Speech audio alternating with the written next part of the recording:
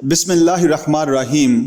السلام علیکم۔ خوشگوار زندگی گزارنے کے اصول۔ سامعین، دوسرا اصول ہے شکر کرنا۔ کامیاب و خوشحال زندگی کے اصول اور پریشانیوں سے نجات کا دوسرا اصول یہ ہے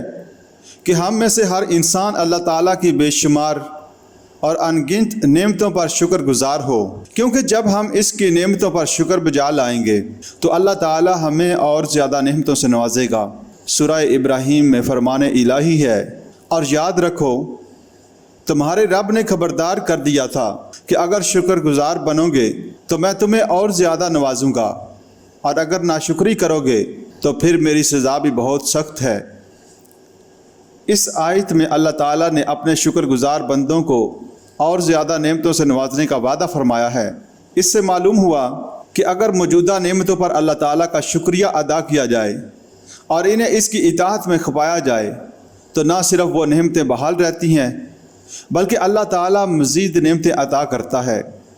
اور اپنے شکر گزار بندوں کی زندگی کو خوشحال بنا دیتا ہے۔ اور اس کے ساتھ ساتھ اللہ تعالیٰ نے ناشکری کرنے والوں کو سخت تنبیہ بھی کی ہے کہ وہ ان کی ناشکری کی بنا پر ان سے موجودہ نعمتوں کو چھین کر انہیں مصائب و آفات میں گرفتار بھی کر سکتا ہے۔ سورہ نساء میں اللہ تعالیٰ نے فرمایا، اگر تم لوگ اللہ کا شکر ادا کرو اور خلوص نیت سے ایمان لے آؤ تو اللہ کو کیا پڑی ہے کہ وہ تمہیں عذاب دے، جبکہ اللہ تو بڑا قدردان اور سب کچھ جاننے والا ہے۔ اس آیت سے معلوم ہوا کہ بندہ اگر سچا مومن اور اللہ تعالیٰ کا شکر گزار ہو تو اللہ تعالیٰ خواہ مخواہ اسے آزمائش میں مبتلا نہیں کرتا، بلکہ وہ تو قدردان ہے اور اپنے بندوں کے جذبات تشکر کو دیکھ کر انہیں اور زیادہ عطا کرتا ہے۔ سامعین، شکر دل اور زبان سے ادا کرنے کے ساتھ ساتھ عملی طور پر بجا لانا ضروری ہے، اور سچا شاکر وہ ہوتا ہے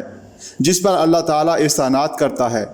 تو وہ اس کی پہلے سے بھی زیادہ اطاعت و فرمانبرداری کرتا ہے، اور وہ جتنا اسے اپنے فضل سے نوازتا ہے